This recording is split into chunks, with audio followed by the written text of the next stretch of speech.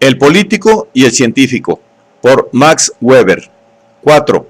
La política como vocación. En el pasado, como antes veíamos, han surgido políticos profesionales al servicio del príncipe en su lucha frente a los estamentos. Veamos brevemente cuáles fueron los tipos principales de esta especie.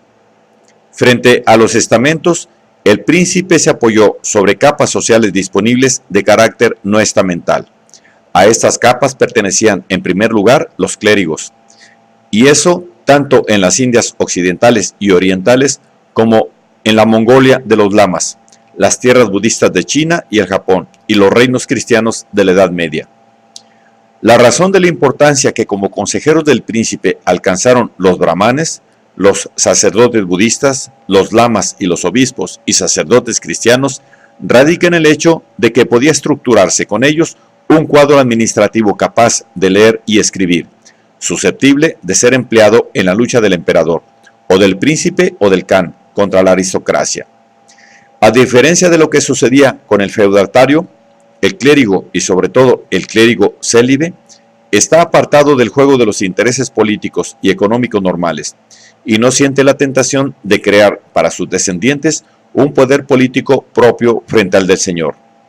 Sus propias cualidades estamentales lo separan de los medios materiales de la administración del príncipe. Una segunda capa del mismo género era la de los literatos con formación humanística. Hubo un tiempo en que se aprendía a componer discursos latinos y versos griegos para llegar a ser consejero político y sobre todo historiógrafo político de un príncipe.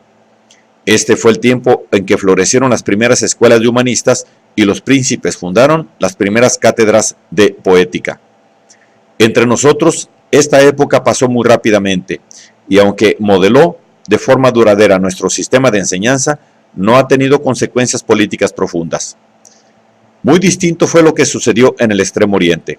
El mandarín chino es, o mejor, fue originariamente lo que fue el humanista de nuestro renacimiento.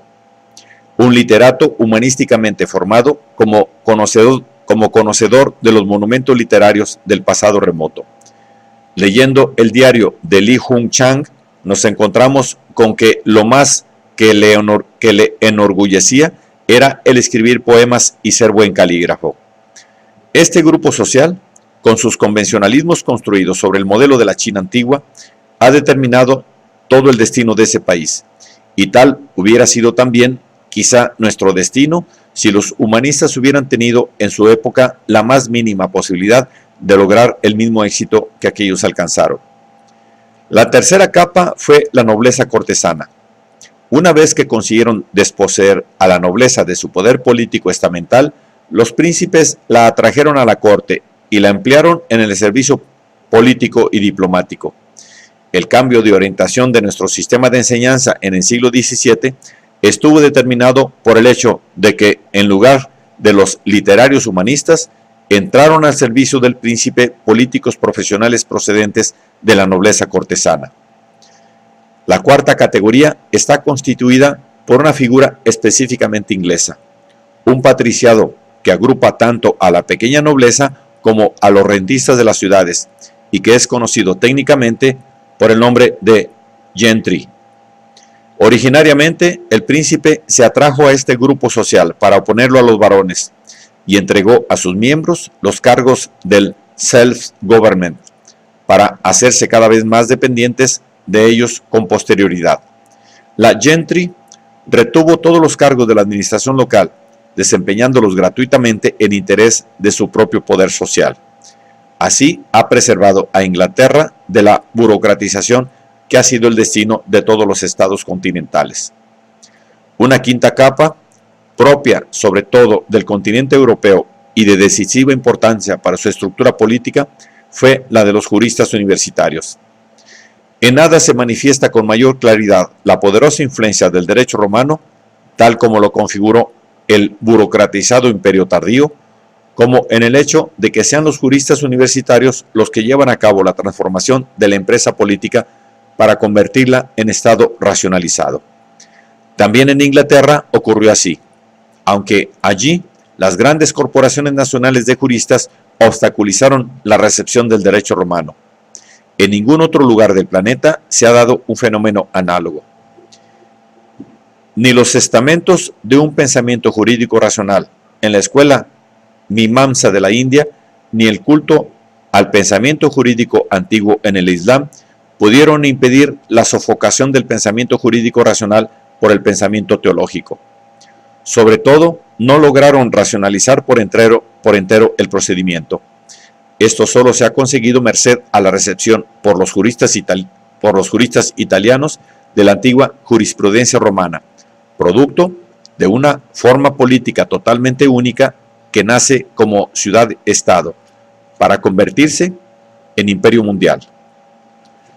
Junto con esta recepción han coadyuvado también a ese fin, por supuesto, el usus modemus de los canonistas y pandectistas de la Baja Edad Media y teorías justnaturalistas, nacidas del pensamiento cristiano y secularizadas después. Los grandes representantes de este racionalismo jurídico han sido el podestá italiano, los juristas del rey en Francia, que crearon los medios formales de que el poder real se valió para acabar con la dominación de los señores, los canonistas y teólogos justnaturalistas del conciliarismo, los juristas cortesanos y los ilustrados jueces de los príncipes continentales, los monarcómonos y los teóricos del derecho natural en Holanda, los juristas de la corona y del parlamento en Inglaterra, la noblesse de robe de los parlamentos franceses y por último los abogados de la época de la Revolución. Sin este racionalismo no son imaginables ni el Estado absoluto ni la Revolución. Tanto las representaciones de los parlamentos franceses como los cashiers de los Estados Generales de Francia, desde el siglo XVII hasta 1789, están repletos del espíritu de los juristas. Al examinar la profesión de los miembros de la Convención Francesa, elegidos todos ellos de acuerdo a las mismas normas, nos encontramos con un solo proletario, muy escasos empresarios burgueses y una gran masa de juristas de todas clases, sin los cuales sería impensable el espíritu específico que animó a esos intelectuales radicales y a sus proyectos. A partir de entonces, la figura del abogado moderno va estrechamente unida con la moderna democracia. Y de nuevo nos encontramos con que abogados en este sentido, como un estamento independiente, existen solo en Occidente y solo desde la Edad Media, cuando bajo la influencia de la racionalización del procedimiento empezaron a convertirse en tales los intercesores del formalista procedimiento germánico. La importancia de los abogados en la política occidental desde que se constituyeron los partidos no es en modo alguno casual. Una empresa política llevada a cabo a través de los partidos quiere decir justamente empresa de interesados, y pronto veremos lo que esto significa. La función del abogado es la de dirigir con eficacia un asunto que los interesados le confían, y en esto, con la superioridad de la propaganda enemiga, nos ha enseñado: el abogado es superior a cualquier funcionario. Puede hacer triunfar un asunto apoyado en argumentos lógicos débiles, y en ese sentido malo, convirtiéndolo así en asunto técnicamente bueno. En cambio, más de una vez hemos tenido que presenciar cómo el funcionario metido a político convierte en malo, con su gestión técnicamente mala, un asunto que en ese sentido era bueno. La política actual se hace cada vez más de cara al público y, en consecuencia, utiliza como medio la palabra hablada y escrita.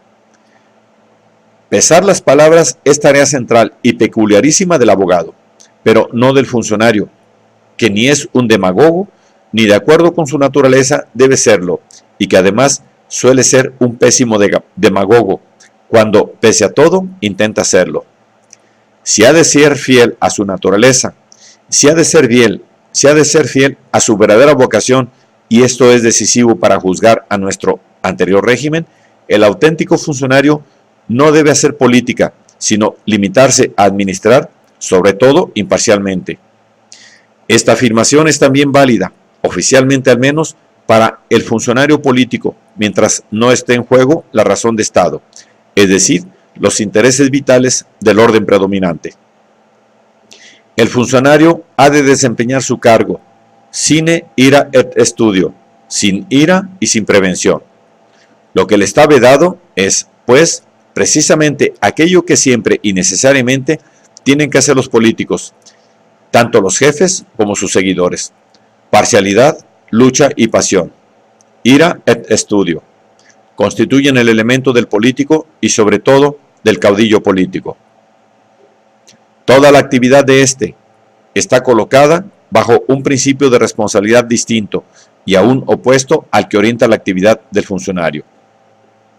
El funcionario se honra con su capacidad de ejecutar precisa y concienzudamente, como si respondiera a sus propias convicciones, una orden de la autoridad superior que a él le parece falsa, pero en la cual, pese a sus observaciones, insiste la autoridad, sobre la que el funcionario descarga, naturalmente, toda la responsabilidad. Sin esta negación de sí mismo y esta disciplina ética, en el más alto sentido de la palabra, se hundiría toda la máquina de la administración. El honor del caudillo político, es decir, del estadista dirigente, está, por el contrario, en asumir personalmente la responsabilidad de todo lo que hace, responsabilidad que no debe ni puede rechazar o arrojar sobre otro. Los funcionarios con un alto sentido crítico, tales como los que desgraciadamente han ocupado entre nosotros una y otra vez cargos directivos, son precisamente malos políticos, irresponsables en sentido político y por tanto, desde este punto de vista, éticamente detestables. Es esto lo que llamamos gobierno de funcionarios. Y no es arrojar mancha alguna sobre el honor de nuestro funcionariado el decir que, considerado desde el punto de vista del éxito conseguido, este sistema es políticamente nulo. Pero volvamos de nuevo a los diferentes tipos de políticos. Desde la aparición del Estado constitucional y más completamente desde la instauración de la democracia, el demagogo es la figura típica del jefe político en Occidente. Las resonancias desagradables de esta palabra no deben hacer olvidar que no fue Cleón, sino Pendes el primero en llevar este nombre. Sin cargo alguno u ocupando el único cargo electivo existente, en las democracias antiguas todos los demás cargos se cubrían por sorteo, el de estratega supremo. Pericles dirigió la soberana eclesia del demos ateniense. La demagogia moderna se sirve también del discurso, pero aunque utilice el discurso en cantidades aterradoras, basta pensar en la cantidad de discursos electorales que ha de pronunciar cualquier candidato moderno. Su instrumento permanente es la palabra impresa. El publicista político y sobre todo el periodista son los representantes más notables de la figura del demagogo en la actualidad. Sería totalmente imposible intentar en esta conferencia ni siquiera un esbozo de la sociología del periodismo moderno, tema que constituye, desde cualquier punto de vista que lo consideremos, un capítulo aparte. Nos son necesarias, sin embargo, unas pocas observaciones sobre el asunto. El periodista comparte con todos los demás demagogos, así como también, al menos en el continente, a diferencia de lo que ocurre en Inglaterra y ocurría antes en Prusia, con el abogado y el artista, el destino de escapar a toda clasificación social precisa. Pertenece a una especie de casta paria que la sociedad juzga siempre de acuerdo con el comportamiento de sus miembros moralmente peores. Así logran curso las más extrañas ideas acerca de los periodistas y de su trabajo. No todo el mundo se da cuenta de que, aunque producida en circunstancias muy distintas, una obra periodística realmente buena exige al menos tanto espíritu como cualquier otra obra intelectual, sobre todo si se piensa que hay que realizarla con prisa, por encargo y para que surta efectos inmediatos. Como lo que se recuerda es, naturalmente, la obra periodística irresponsable, a causa de sus funestas consecuencias, pocas gentes saben apreciar que la responsabilidad del periodista es mucho mayor que la del sabio y que, por término medio, el sentido de la responsabilidad del periodista honrado en nada le cede al de cualquier otro intelectual. Nadie quiere creer que, por lo general, la discreción del buen periodista es mucho mayor que la de las demás personas, y sin embargo así es. Las tentaciones incomparablemente más fuertes que rodean esta profesión junto con todas las demás condiciones en que se desarrolla la actividad del periodismo moderno, originaron consecuencias que han acostumbrado al público a considerar la prensa con una mezcla de desprecio y de lamentable cobardía. No podemos ocuparnos hoy de lo que habrá que hacer al respecto. Lo que aquí nos interesa es la cuestión del destino político de los periodistas, de sus posibilidades de llegar a puestos directivos. Hasta ahora, esto solo ha sido posible dentro del Partido Socialdemócrata, y aún dentro de él, los puestos de redactores eran más bien puestos de funcionarios y no escalones para conquistar una jefatura.